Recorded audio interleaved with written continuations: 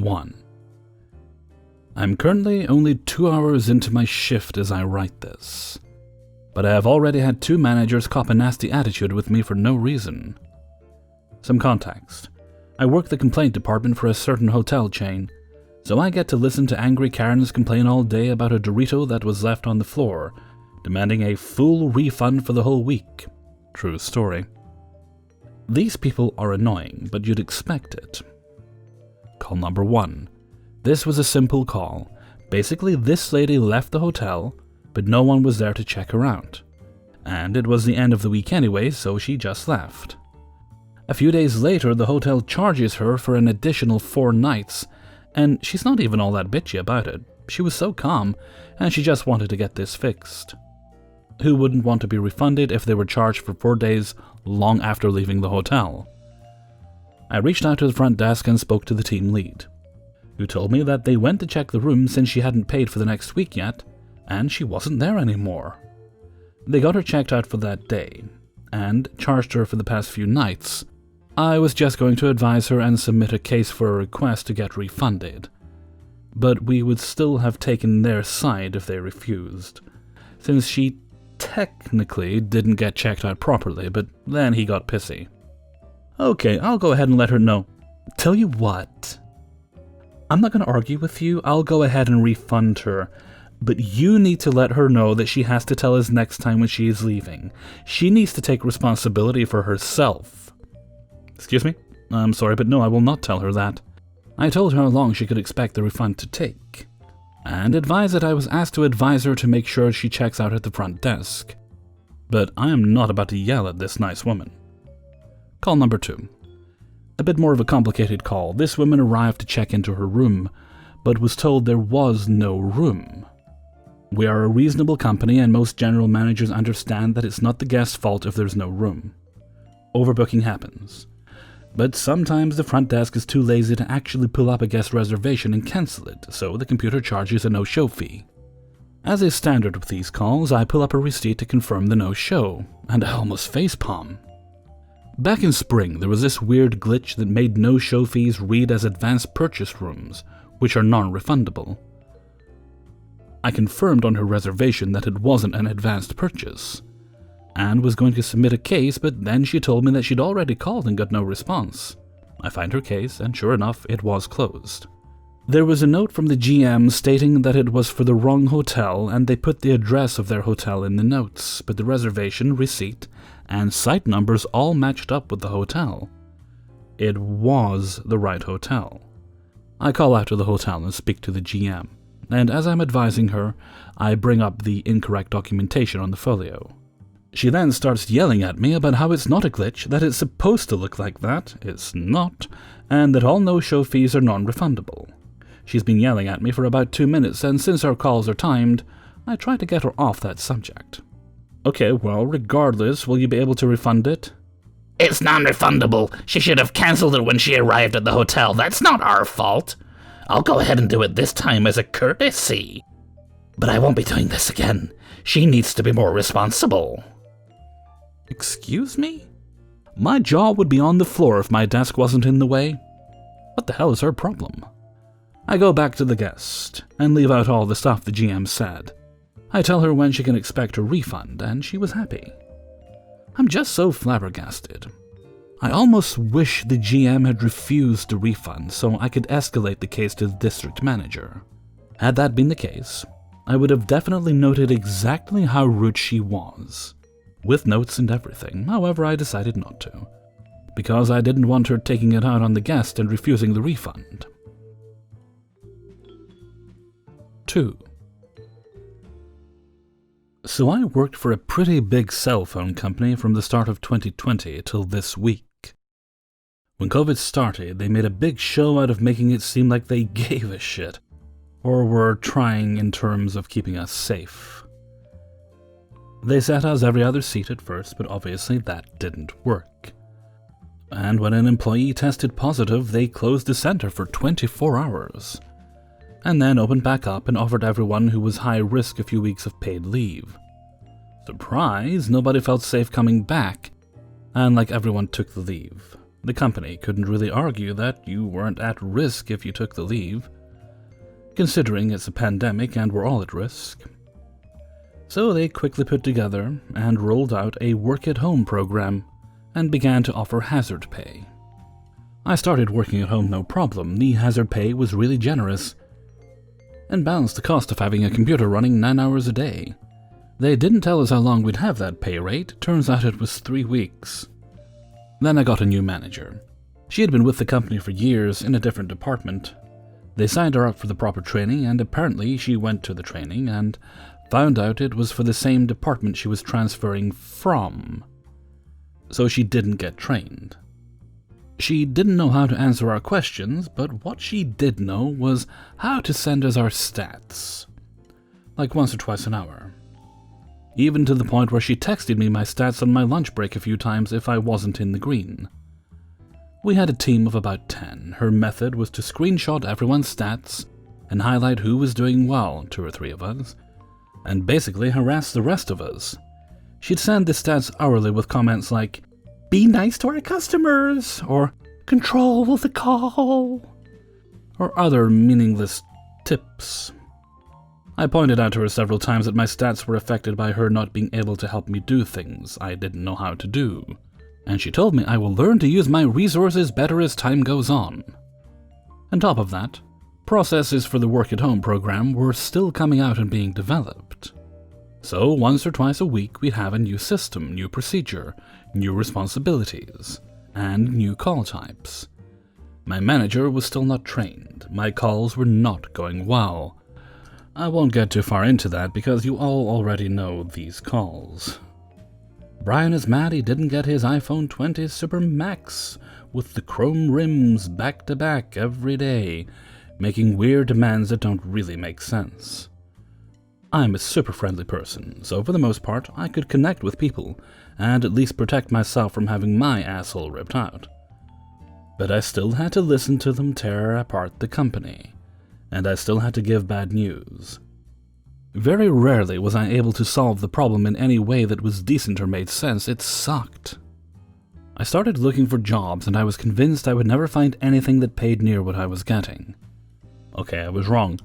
I found 2 jobs that paid me the same or better that weren't call centers. And when one offered me a start date, I took it, so on Sunday, I gave my 2 weeks. On Monday, I called out. My days off were Wednesday and Sunday. And this past Sunday, I was fatigued mentally and just needed 2 days off in a row desperately. So I didn't go Monday. Tuesday, I clocked in and it was busy as usual. I made it 3 hours into my shift. I got cussed out by a deaf guy that day. Then I got a call from this one particular customer. It went like this. "Hi, this is Haley THC. How can I help you today?" You don't have all my information? "No, ma'am, but if you give me your phone number, I can get started and check out the notes so you don't have to re-explain everything." How is this possible? My phone number is 1-800 whatever. The last rep said he was going to transfer all the information with the call, so how is it possible that you don't have it? Hey, that sounds really aggravating, but I do have all your information now that you gave me your phone number. And I can definitely help. Honestly, this is ridiculous. Every rep tells me something different. I mean, how the fuck can it be so fucking hard to do your job? And that's when I hung up. I just put myself in ACW so another call wouldn't come, and I disconnected. In my job, we are 100% not allowed to disconnect just for a customer talking nasty. They have to be actually threatening you for you to disconnect the call. But I noticed the customer was also living in my hometown, which is, well known for just producing assholes. I know because I'm an asshole from there, and moved across country to get away from other assholes like me. And I decided I could miss the pay for a little bit of time, because literally being talked to that way isn't worth any amount of money. Just being trashed all day long, with minimal breaks in between, with no help. Not meeting a single metric, and being reminded of that constantly. Maybe I am a shitty rep. Maybe call centers are soup and I'm a fork. To be honest, if it were structured differently, it wouldn't be a bad gig at all. But 9 hours almost straight of being told what you're doing is wrong is not good for me. I don't know how y'all do it. Don't let them convince you there isn't better gigs. 3. I work for a call center for an investment firm, and I'm a higher pay grade rep. This means I'm a supervisor without a team. I still do daily calls and call work, but I man the escalation lines and have more reign on some limits and such. I do not manage a team. Anyway, one of the things firms offer are certificates, and they gain a higher rate of savings than a regular savings account. As COVID hit, we've had an influx of certificate shoppers because people want the best rate, even if that rate is kind of shitty right now. It has made our jobs way more interesting. So anyway, Kevin, as I will call him, calls me last Friday. He's opened our certificate and he's sending something to us through the mail. We haven't gotten it yet, and he's confused as to why. He's called after hours, so I can't call the mailroom to ask them if they got it. But he has tracking numbers. His tracking numbers say that it hasn't been delivered yet. I explain that when it does, it has to go through the mailroom, get scanned, and then it takes about a day to go to the right department. He says okay, but rambles for 20 minutes about his worry. This is an important piece of mail, and I get it. I let him know I will try, but if it's at a busy time, and if it's busy in queue, my research efforts may find delay. I will still call him on Monday, though, and I also explain I am on the later shift, so he likely won't hear from me until after lunchtime, noon to 1, because of this. He says okay, then spins off into a tangent, but how he's not feeling well this week. I listen, tune out a bit, and then I close the call. Monday, Kevin calls me, not shitting you, 8 times.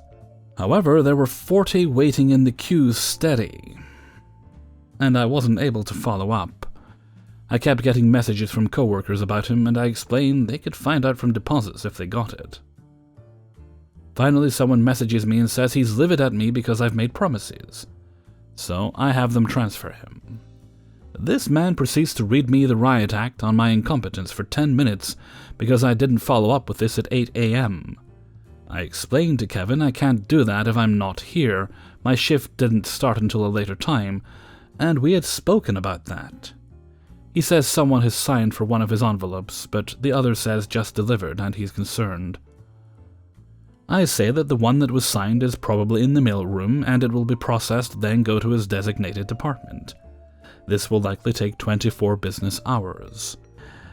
I can call the mailroom about the other envelope in the morning, when my shift starts, just to see if they have it.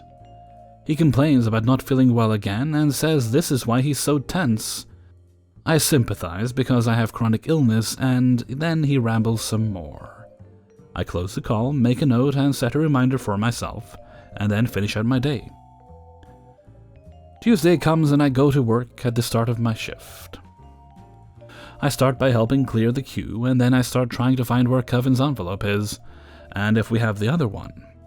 I get a message from my boss that she's looking for it too because he's once again called in 6 times. I told her I'm helping too, and with us tag teaming it, we can get it done faster. In the process, another coworker messages me and tells me he's on the phone again, and that he's asking for my supervisor and making all sorts of noise. I ask them to hang tight a second. I was trying to track it down. I'm confused too as to why he wants my supervisor. I'm doing what I said I would. I end up having to take the call because he's just mad and isn't doing well with the coworker. He gets on the line and I ask how he is, and he proceeds to once again read me the riot act, because I didn't do as I promised. I was confused, so I said that actually I was. I had information on the request and I was looking into it when he was talking with the coworker, and I had updates. Guys, this man launches into how he cannot believe I didn't call first thing in the morning. I'm explaining that as soon as I could, I did. And I had updates. Finally, he comes right out and says it. I can't believe you didn't get right up this morning and get this handled. I asked if you would handle it first thing. I'm so sorry, Kevin, but I explained to you that my shift starts later in the morning. I started working on this when I got here. Well, why didn't you when someone showed up for the mail this morning?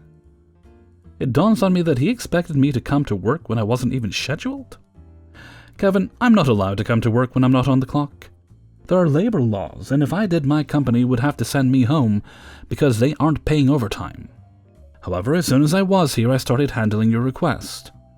You cannot convince me that your company would mind you coming into work to handle this for a customer. I just have a hard time believing that you wouldn't do it. You're just a really careless and incompetent person, and I want your supervisor. Let me try to put this another way, Kevin. My company believes in work-life balance. That isn't true. You're here to help customers. Kevin, I'm sorry you're frustrated, but I can't defend myself to you about why I wasn't at work when not scheduled. I'm a person, though. I have kids, so I'm with them before work. It's not my fault you didn't close your legs as a teenager. You guys, I'm within spitting disarmament of 40. I'm 38? The hell you are, you sound like you're 15. I didn't know how to respond, so I just apologized again. I want your supervisor now. I'm done dealing with your incompetence. If you can't even get up and call me at 8, then you don't need this job. I've had enough at this point, and I'm a higher rep, so I pull my big girl pants right up and decide to take control of this crap. Now, sir, it's time for you to listen to me for a minute. I am one of the leaders here, and I've been diligent in working on your issue. I have your updates. I will not be sending you up to my supervisor because she will not have the information you wanted. She would have to start at ground zero, and she can't talk because she stepped away for a meeting, so I'm the bottom line. He sounded surprised, but listened to me give him the updates he wanted, and then later apologized. He hasn't been feeling well, and I can't possibly know how it's affecting his behavior. I calmly remind him that I suffer from chronic illness and I can sympathize. And I think that's when he realized I wasn't falling for his entitled crap anymore. 4. I worked for a cable company in customer retention.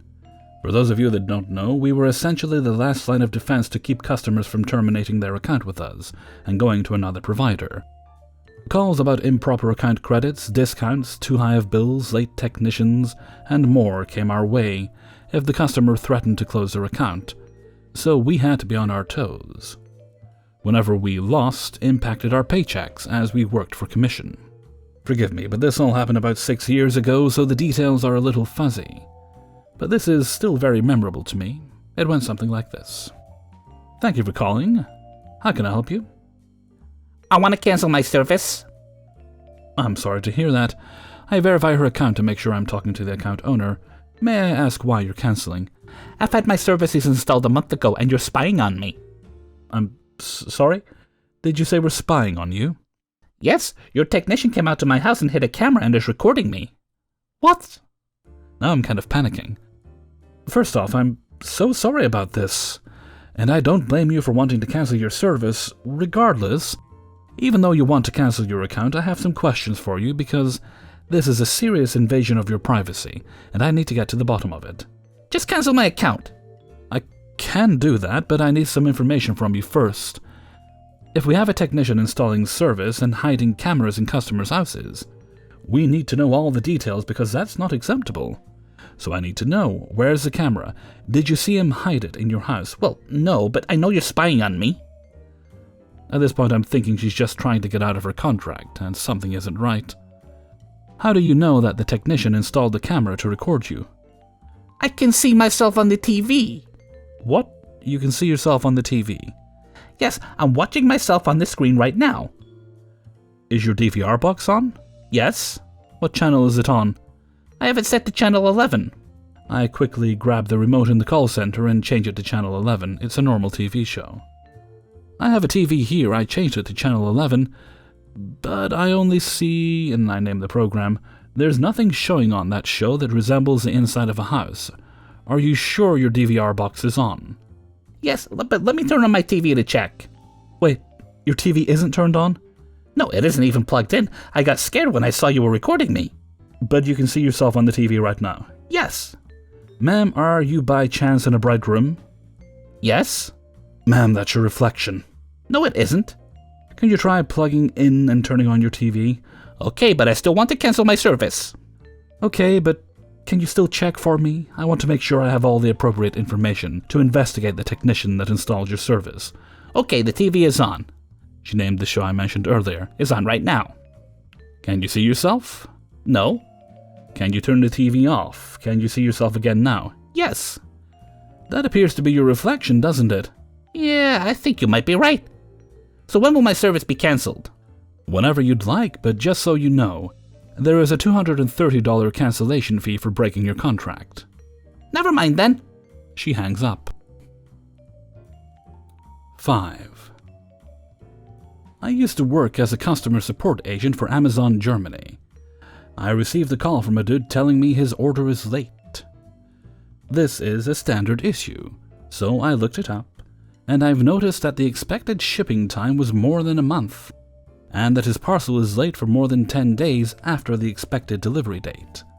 That's when I saw he's living in Vanuatu, an island country in the Pacific Ocean. This was highly unusual. He's from a remote country which many people have never heard of, let alone met someone from there. Also, this was German Amazon, focused on customers from Germany and the EU, so his shipping fees alone were in triple digits. Nevertheless, I followed the standard procedure and I proceeded to give a call to the carrier to see what happened to the order. Apparently, the guy doesn't even live on the main island. He lived on a small island with around 500 people on it, which was remote even for Vanuatu standards. So the carrier just left the parcel at the post office in the capital city and let them deliver it. So I called the Vanuatuan post office, and it was painful to get information. Vanuatu doesn't have zip codes, and the operator at the post office isn't sure where the customer's island is, so I was constantly putting them on hold to get specific info from the customer, and then telling the operator and listening to the operator's extra questions. So apparently, only once in 2 weeks the mail is being delivered to the customer's island, and that date has passed and the parcel is on the customer's island for over a week now. In the end, the operator, despite being complicated, has helped me and gave me the phone number of the post kiosk on the customer's island. To keep a long story short, I called the number I was given. The conversation with the customer has been going on for around 15 minutes now, and the Vanuatuan version of a local mayor answered the phone, telling me that the only postman on the island has recently passed away, and there's no one to deliver any post. So they were waiting for a new guy to arrive from another island. At this moment, I was trying not to sound shocked by the bizarrity of the entire situation. So I resumed the call with the customer and tried to calmly say what happened, like it's a normal occurrence. And the customer replies to me with, "Oh, you're right. I knew that guy." At this moment, I was just like, what the hell is happening? This is a case I'm going to remember for the rest of my life. Since he didn't call as instructed, if he didn't get his parcel by a certain date, I believe he got his parcel in the end. If boxes could talk, this one would have an adventure to tell. Update: the customer lives on the island of Sola, North Vanuatu. Hey everybody, Hellfreezer here, and thank you very much for listening to Please Hold number 5. And thank you very much to everybody who allowed me to use their stories in this video. And thank you very much to the chat for keeping me company as I was recording, and making sure I remember to save the stories, because I can sometimes forget to do that. Which makes me cry, because all that work suddenly disappears and there's no way to get it back. Right, now that I'm done recording, the idiots having a party outside and spreading sickness seem to have quieted down, but of course they have, because now that I don't need them to be quiet. That's up to them, I suppose. And the people they infect. Nope, calm down, don't be grumpy, Freezer, be happy, Freezer, be mellow, Freezer. Right, see, when's this go up? Oh, well, this doesn't go up till next Monday, okay. I think, let me see, this goes up on Monday the 25th. No, it doesn't, 24th. I'll be glitched that week, so that'll be up on the 27th, okay. If all goes according to plan, it should be fine. Okay, and with that, I'm going to head off for now. So until next time, thank you very much for listening, and take very good care of yourselves.